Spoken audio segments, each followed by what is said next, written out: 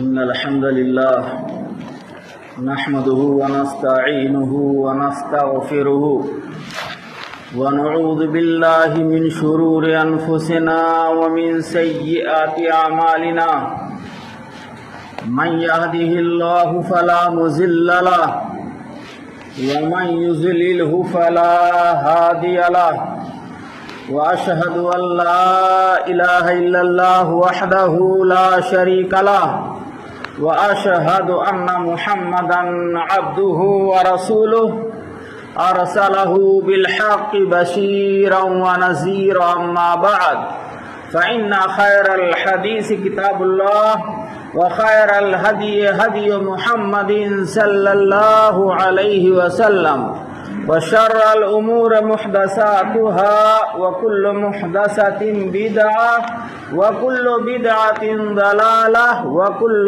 ضلالة في النار فأعوذ بالله السميع العليم من الشيطان الرجيم بسم الله الرحمن الرحيم يا أيها الذين آمنوا اتقوا الله حق تقاته ولا تموتن إلا وأنتم مسلمون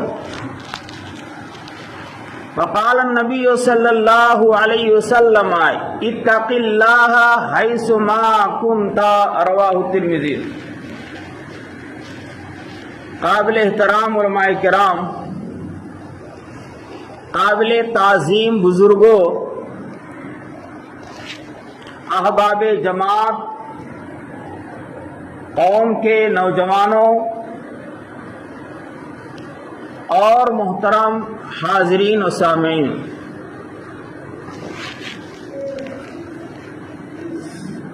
اللہ رب العالمین ہمارا خالق ہے، مالک ہے، ہمارا رب ہے، رازق ہے، اور ہم سب اس کے بندے ہیں مخلوق کی حیثیت سے۔ خالق کا مقام بڑا اونچا ہے،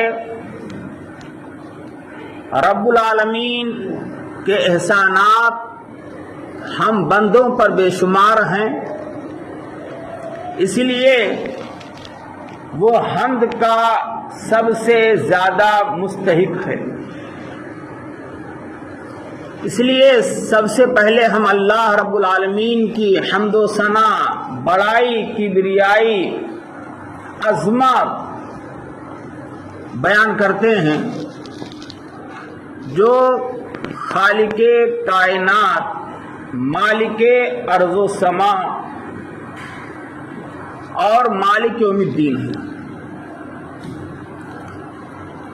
اللہ تعالیٰ کی جتنی بھی تعریف کی جائے، توصیف کی جائے، کم ہے، اس لیے کہ اللہ کے احسانات، انعامات، فضل اور اکرام بندوں پر بے شمار ہیں۔ جیسا کہ اللہ رب العالمین نے ارشاد فرمایا وَإِن تَعُدُّوا نِعْمَةَ اللَّهِ لَا تُحْصُوهَا، کہ میری نعمتوں کو اگر شمار کرنا چاہو میرے بندو تو شمار نہیں کر سکتے۔ اللہ کی حمد و ثنا کے بعد بے شمار درود و سلام نازل ہوں اللہ کے بھیجے گئے برگزیدہ اور مقدس جماعت انبیاء اور رسول پر، حضرت آدم علیہ السلام سے لے کر کے حضرت عیسیٰ علیہ السلام تک آنے والے تمام نبیوں اور رسولوں پر اللہ کی رحمتیں نازل ہوں، خصوصاً آخری نبی تاجدار مدینہ، در یتیم، محسن انسانیہ، قائد اعظم، نبی رحمت، رحمت العالمین، سید الانبیاء والرسول جناب محمد رسول اللہ صلی اللہ علیہ وسلم پر، جنہوں نے اللہ کا پیغام من و ان امت تک پہنچایا اور ہر طرح کے مصائب اور آلام سے دوچار ہوئے۔ سب سے بڑی دولت اسلام کی دولت ہمیں آپ کے ذریعے سے نصیب ہوئی بابرکت اور عظمت آسمانی کتاب کلام اللہ ہمیں ملا،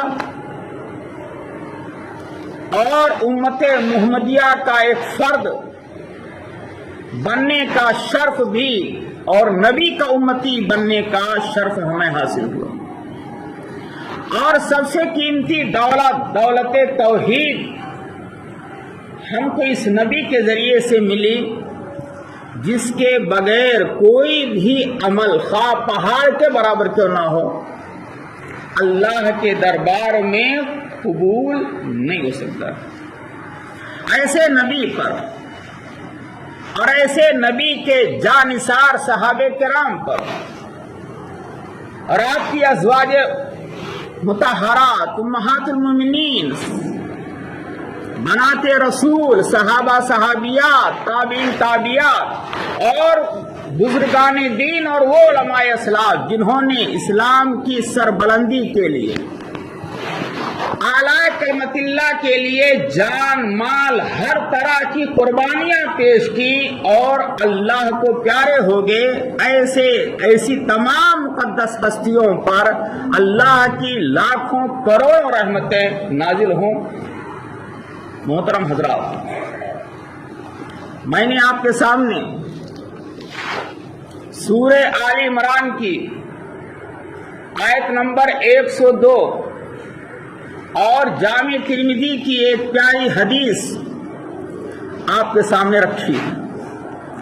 آج کے خطبہ جمعہ کا ہمارا جو ٹاپک ہے، جو موضوع ہے، جس پر میں آپ کے سامنے کچھ بولنے کی کوشش کروں گا، وہ ہے اپنے دلوں میں خوف خدا پیدا کیجیے۔ دوسرے الفاظ میں ہم یہ کہہ سکتے ہیں کہ خوف الہی اپنے دلوں میں پیدا کرنے کی کوشش کیجیے۔ محترم حضرات، بزرگوں، نوجوان دوستوں، اللہ رب العالمین نے سورہ آل عمران آیت نمبر 102 میں ارشاد فرمایا ہے، یا ایھا الذین آمنوا، اے ایمان لانے والو، اے مومنو، اتقوا اللہ، اللہ سے ڈرو۔ دنیا کے اندر اللہ سے ڈرتے رہو، خوف کھاتے رہو، اللہ کی پکڑ سے گھبراتے رہو۔ حق تقاتہ، جس طرح اللہ تعالی سے ڈرنے کا حق ہے اسی طرح سے ڈرو۔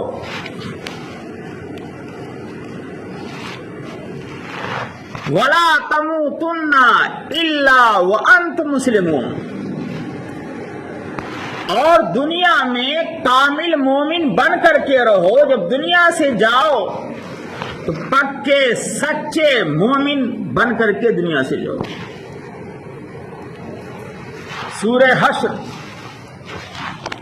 آیت نمبر 17 میں اللہ رب العالمین نے اسی کو اور واضح کر کے فرمایا یا ایھا الذین آمنوا اتقوا اللہ،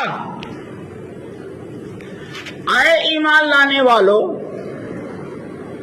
اتقوا اللہ، اللہ سے ڈرو، وَلْتَنْظُرْ نَفْسٌ مَا قَدَّمَتْ لِغَدٍ،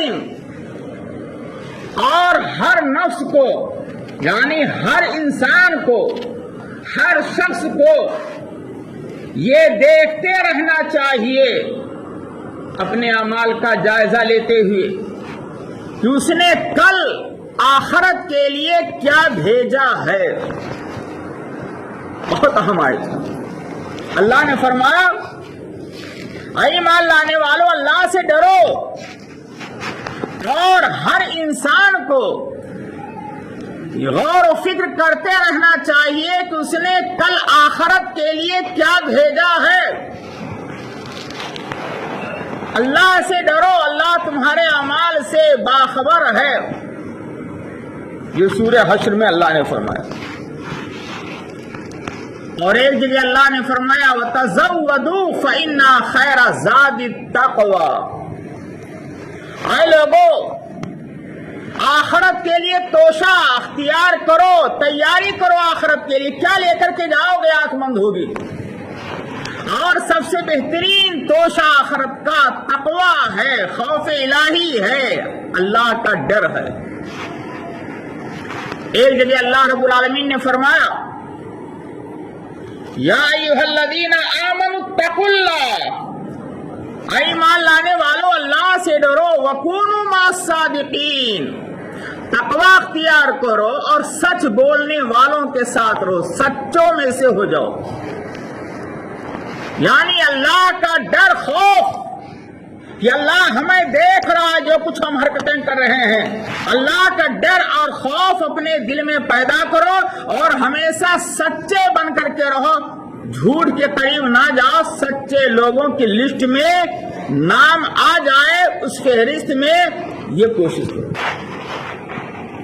اور ایک جگہ اللہ نے فرمایا یا ایھا الذین آمنوا اتقوا اللہ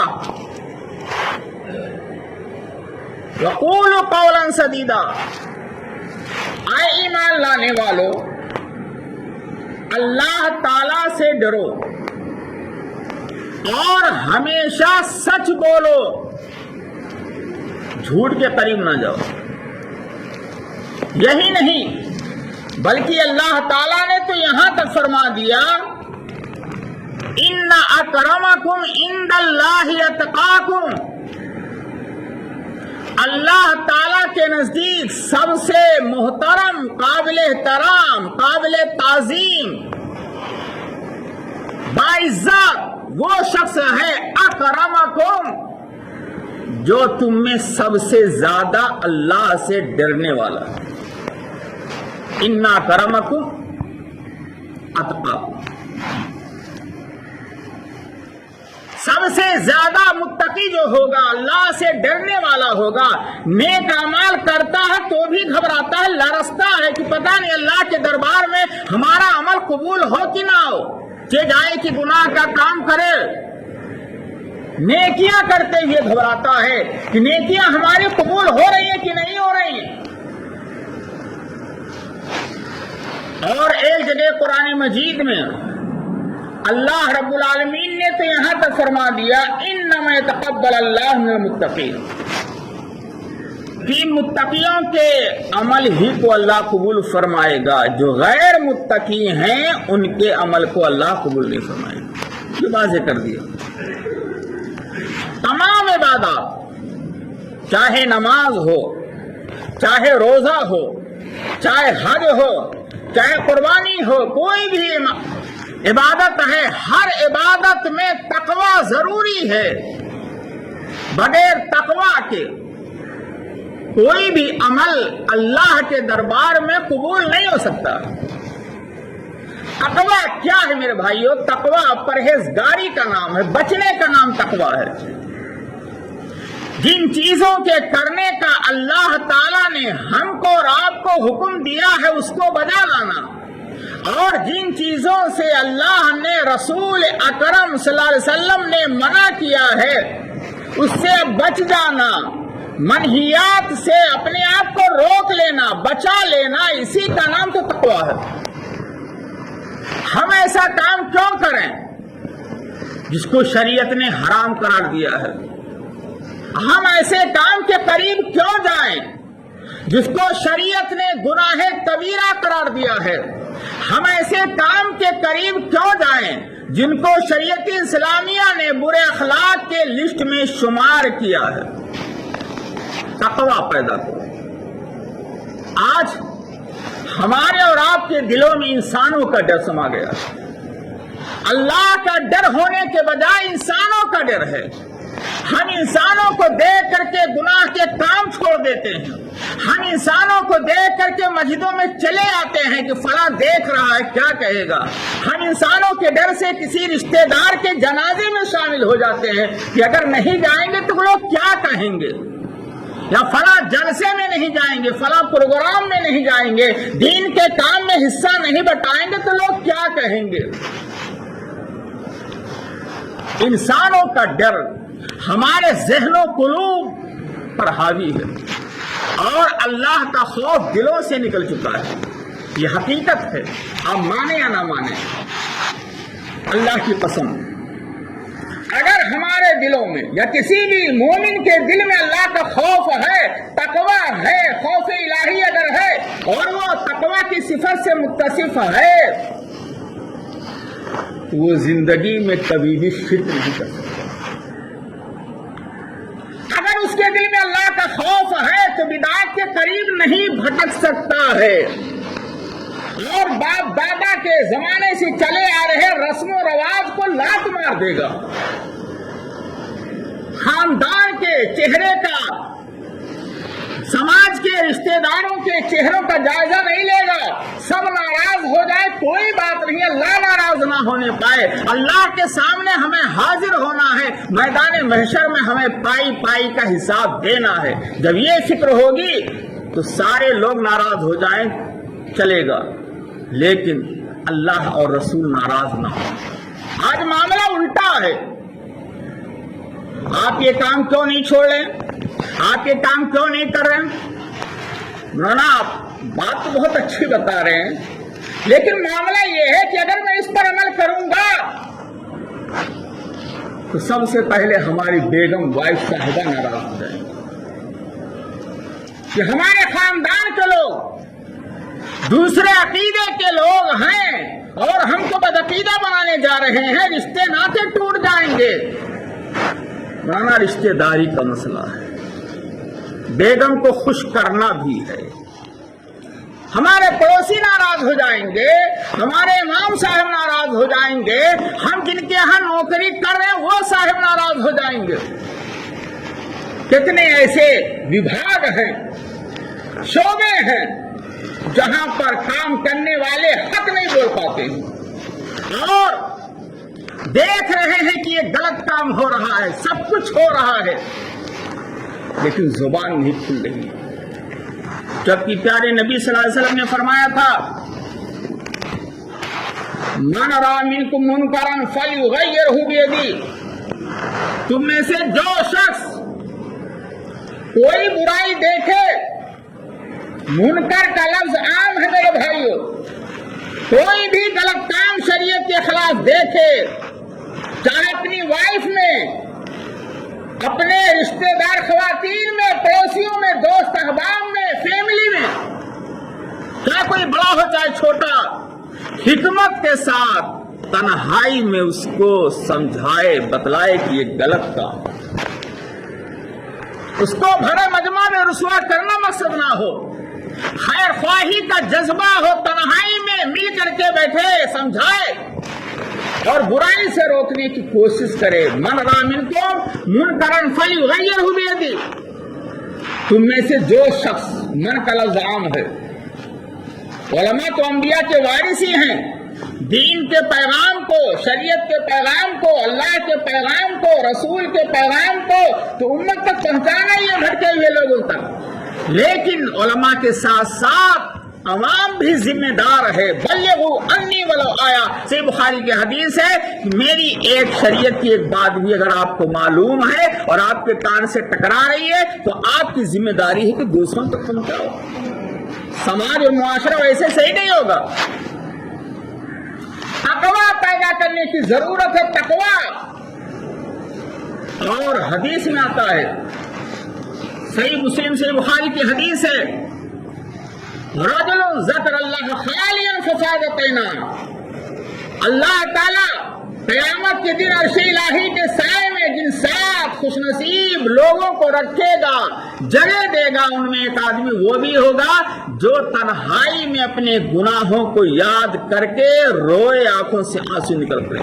رجل ذکر اللہ خالیا ففاضت عیناہ، رو پڑے تنہائی میں اپنے گناہوں کو یاد کر کے، اپنی غلطیوں کو یاد کر کے آنکھوں سے آنسو گرا لے۔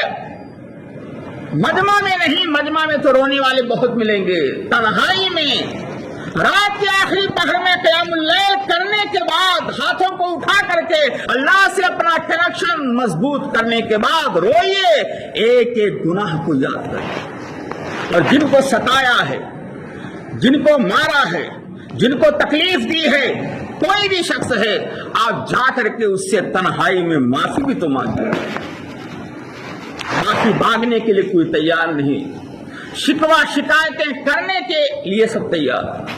تقویٰ پیدا کرنے کی ضرورت ہے، اور 7 آدمیوں میں وہ شخص بھی ہوگا جس کو حسن و جمال اور منصب والی خاتون نے، لڑکی نے بدکاری کے لیے آمادہ کیا، اور راستہ ہموار ہے، بڑا اچھا موقع ہے، لیکن اس نے کہا انی اخاف اللہ،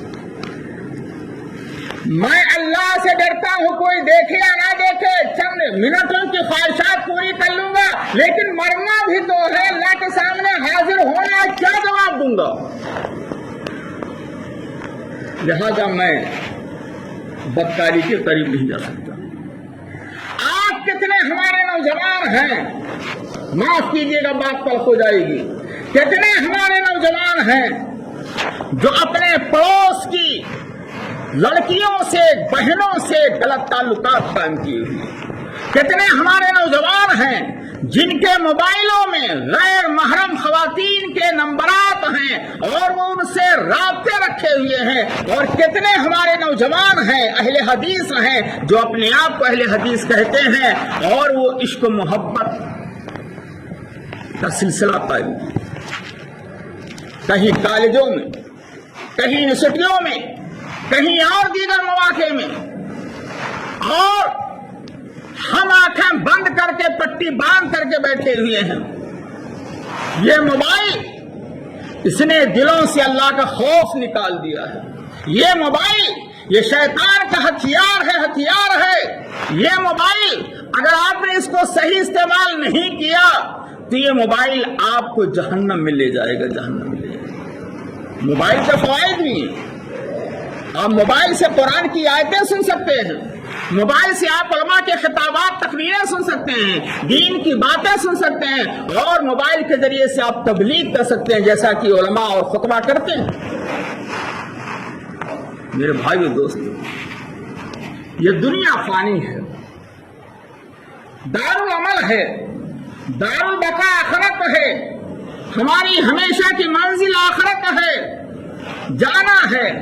ابھی آپ نے دیکھا آپ کی جماعت ہی کے ایک اہم آدمی دنیا سے چل بسے، آپ نے جنازے کی نماز پڑھی، آپ نے کندھا بھی دیا ہوگا، آپ نے مٹی بھی دی، بتائیے لے کر کیا آئے تھے اور کیا لے کر کے گئے؟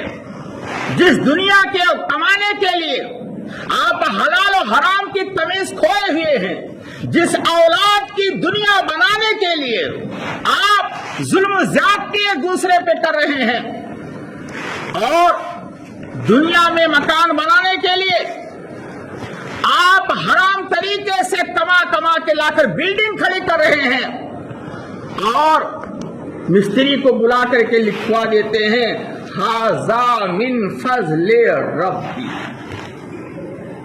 یہ اللہ کا فضل ہے کہ اللہ نے بلڈنگ بنوا دی۔ بات صحیح ہے، اس میں شک کیا ہے؟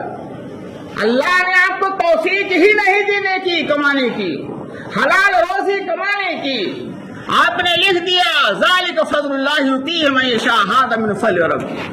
نام ہے عبداللہ، نام ہے عبدالرحمن، پڑوسی بھی خوش نہیں، رشتہ دار بھی اس سے خوش نہیں، حاجی بھی ہے، نمازی بھی ہے، چہرے پہ داڑھی بھی ہے، لیکن حقوق العباد میں کوتا ہے، پڑوسی کی زمین ہڑپ کیے ہوئے، جس کو چاہا مار دیا، ظلم و زیادتی کی انتہا ہے۔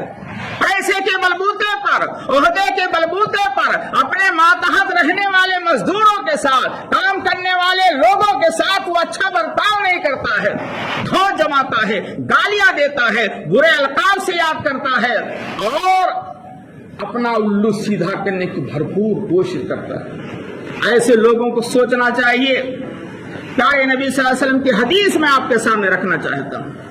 اللہ کے رسول صلی اللہ علیہ وسلم نے فرمایا، ہمارے وہ بھائی سوچیں جو کوئی تجارت کر رہے ہیں، کوئی رائس میل چلا رہے ہیں، اور ان کے تحت کام کرنے والے مزدور ہیں، مزدوروں کے ساتھ اگر آپ کا برتاؤ اچھا نہیں ہے اور پسینہ سوکھنے سے پہلے پیسہ ہونے کے باوجود آپ ان کی تنخواہ سیلری وقت پہ نہیں دیتے ہیں تو گویا کہ ان پر بہت بڑا ظلم کر رہے ہیں۔ اور مظلوم کی جب بد دعا لگے گی تو آپ کی یہ میل، رائس میل اور یہ کارخانے، یہ تجارت، یہ معیشت سب چوپٹ ہو جائے گی۔ پیارے نبی نے فرمایا تھا اتقے دعوت المظلوم، اے لوگو کمزور اور مظلوم کی بد دعا سے بچنا۔ مظلوم کون ہوتا ہے؟ جو کمزور ہے وہی مظلوم ہے۔ کچھ بولیں گے پیٹ دوں گا، تھانے میں شکایت کروا دوں گا، مقدمہ آپ کے خلاف کرا دوں گا، جیل میں ڈلوا دوں گا، آپ کو گھر سے اٹھوا لوں گا، گولی سے بنوا دوں گا، یہی سب ہوگا، آپ کو فیکٹری سے نکلوا دوں گا، یہی سب ہو رہا ہے۔ آج تماشا بنا ہوا ہے سماج میں مسلمانوں کا حال۔ آج مسلمان کسی کو ترقی کرتے ہوئے دیکھنا اسے اچھا نہیں لگ رہا، اس کی نیند حرام ہو رہی۔ ہونا یہ چاہیے کہ اگر ہمارا مسلمان بھائی ترقی کر رہا ہے اس کے لیے دعا کیجیے، ترقی کی دعا کیجیے۔ ہمارے دلوں میں بغض، حسد، کینہ، کپٹ کوٹ کوٹ کے بھرا ہوا ہے۔ وہ سعد بن ابی وقاص رضی اللہ عنہ کا واقعہ مجھے یاد آتا ہے۔ اللہ کے رسول نے ان کے بارے میں فرمایا تھا، 3 دن فرمایا تھا صحابہ کرام سے، ایک جنتی آئے گا مسجد میں، دیکھ لینا وہ جنتی ہے۔ 3 دن وہی صحابی آئے۔ جب وہ گھر جانے لگے تو ایک صحابی پیچھے پڑ گئے، کہا میں آپ کے یہاں مہمان بنوں گا، 3 دن تک رہوں گا۔ کہا ٹھیک ہے۔ 3 دن کے بعد جب آنے لگے تو کہا میرے بھائی میں نے کوئی زیادہ عمل تو نہیں دیکھا، کوئی ایسا عمل بتائیے جو آپ کے اندر ہے، خوبی ہے، صفت ہے، میں نے آنکھوں سے نہیں دیکھا ہے۔ کہا میرے بھائی کوئی ایسا عمل تو نہیں؟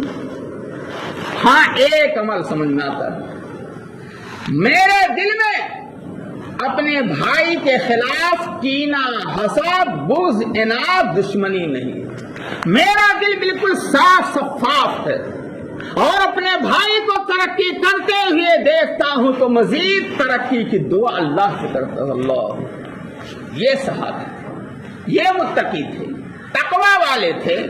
کاش کی یہ صفت ہمارے اندر پیدا ہو جاتی۔ یہاں تو معاملہ یہ ہے کہ رات بھر نیند نہیں آتی ہے، ہمارے بھائی، ہمارے پڑوسی کا مکان 2 منزلہ کیسے بن گیا، اور بائک اور 4 پہیہ گاڑی کیسے آ گئی۔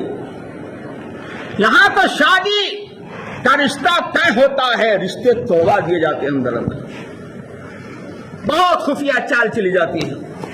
کن کن موضوعات کو، شعبے کو میں لاؤں، سہرا سہرا غم کے بگولے، سہرا سہرا غم کے بگولے، بستی بستی درد کی آگ، جینے کا ماحول نہیں ہے لیکن پھر بھی جیتے ہیں، ساغر ساغر زہر بھرا ہے، قطرہ قطرہ مہلک ہے، یہ سب کچھ معلوم ہے لیکن پیاس لگی ہے پیتے۔ آج ہمارا سماج بالکل گندا ہو چکا ہے، اور ایسی برائی ہے جو ہمارے اہل حدیثوں کے اندر نہ پائی جاتی ہو، ہمارے مسلم معاشرے میں نہ پائی جاتی ہو۔ ہماری لڑکیاں بے پردہ گھوم رہی ہیں، کوئی پریشانی نہیں۔ ہماری خواتین بازاروں اور مارکیٹوں میں جا رہی ہیں بغیر محرم کے، کوئی روکنے والا نہیں ہے۔ ہماری مسجدیں ویران ہیں، جمعہ کے علاوہ اور دیگر اوقات میں مسجدیں ترس رہی ہیں نمازیوں کے لیے۔ علامہ اقبال نے کہا تھا وہ سجدہ روح زمیں جس سے کانپ جاتی تھی، وہ سجدہ روح زمیں جس سے کانپ جاتی تھی، اسی کو آج ترستے ہیں منبر و محراب۔ مسجد تو بنا لی دم بھر میں، ایمان کی حرارت والوں نے جذبے میں آ کر کے مسجد بن گئی۔ مسجد تو بنا لی دم بھر میں، ایمان کی حرارت والوں نے، من اپنا پرانا پاپی ہے، برسوں میں نمازی بن نہ سکتا۔ آج ہمارے سماج میں برائیاں ہیں، ایک دوسرے کو گالیاں دی جا رہی ہیں، لعن و طعن کیا جا رہا ہے، ایک دوسرے کی بہن بیٹیوں پہ الزام تراشیاں ہو رہی ہیں، جھوٹی قسمیں ہیں، جھوٹی گواہیاں ہیں، اور الزامات ہیں، لعن و طعن ہے، حلال و حرام کی تمیز ختم ہے، پیسہ پیسہ پیسہ پیسہ، اللہ کا خوف دلوں سے نکل چکا ہے، انسان آزاد ہو چکا ہے، نہ اسے آخرت کی فکر ہے، وہ یہ سمجھتا ہے کہ دنیا میں ہمیشہ ہمیشہ رہنا، یہ فکر ہے۔ لہذا میرے بھائیو، اپنے دلوں میں اللہ کا خوف پیدا کیجئے، اپنی فیملی کو بٹھائیے۔ پہلے زمانے کی عورتیں اپنے شوہروں کو بھیجتے ہوئے دروازے پہ نصیحت کیا کرتی تھیں، جانا تھوڑا کمانا، حلال جائز طریقے سے لانا، تھوڑا کھلانا، تھوڑا پہنانا، لیکن حرام مال۔ آج معاملہ الٹا ہے، آپ حلال کمانا چاہیں، آپ کی بیگم صاحبہ ہی ناراض ہو جائیں گی کہ فلاں کا شوہر تو کما رہا ہے اور آپ نہیں کما رہے ہیں، جائیے ایسے کیجئے ویسے کیجئے، پیسہ لاؤ۔ تنخواہ ہے ڈرائیور کی 2000 10,000 مہینے میں، وہ ڈرا بھیج رہا ابو کو 50,000 کا مہینہ، 40,000 کا مہینہ۔ ابو امی خوش ہیں کہ میرا بیٹا ڈرا بھیج رہا ہے، جانتے ہیں کہ تنخواہ 10,000 ہے، یہ مہینے میں 20,000 اور 50,000 کہاں سے آ رہا ہے؟ ڈرائیور سے پوچھا جاتا ہے یہ کمائی اس سائیڈ کی کمائی۔ میرے بھائیوں نوجوانوں، ہر انسان کی زبان پر ہے یہ سائیڈ کی کمائی، اور اسی کمائی سے گاڑی خرید رہا ہے، اسی کمائی سے کپڑے خریدوا رہا ہے، جوتے ہائی فائی VIP جوتے کپڑے پہننا ہے اور اپنی فیملی کو پہنا رہا ہے، بلڈنگ بنوا رہا، کہاں سائیڈ کی کمائی۔ یہ سائیڈ کی کمائی کا مطلب میں تو نہیں سمجھ سکتا کہ کیا ہے۔ یہ ایک مطلب سمجھاؤں کہ یہ حرام طریقہ جو ہوتا ہے یہی سائیڈ کی کمائی۔ اللہ کے بندو، اللہ سے ڈرو، وہاں رشتہ داری کام آئے گی مرنے کے بعد میدان محشر میں، نہ آپ کی بلڈنگ، آپ کی گاڑی، آپ کا بینک بیلنس اور آپ کی فیملی کچھ بھی کام نہیں ہے، سب بھاگ جائیں گے۔ جس فیملی کے لیے آپ اپنی آخرت کو برباد کر رہے ہیں، یہ فیملی آپ کے قبرستان میں بھی، قبر کے اندر بھی کام نہیں آ سکتی ہے، آنسو گرا لے گی، مٹی دے کر کے دعا کر کے چلی جائے گی، باقی آپ جانے آپ کا عمل جانے۔ حضرت ابو بکر رضی اللہ عنہ کی طرح سے بنی انسان، اللہ کے نیک بندے بنے۔ صحیح بخاری کی حدیث ہے،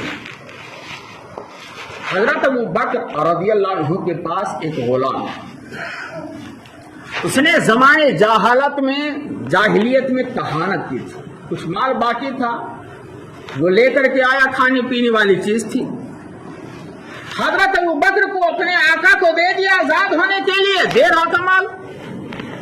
حضرت ابو بکر نے اس دن پوچھنا بھول گئے اور کھا لیا غلام کا لایا ہوا مال۔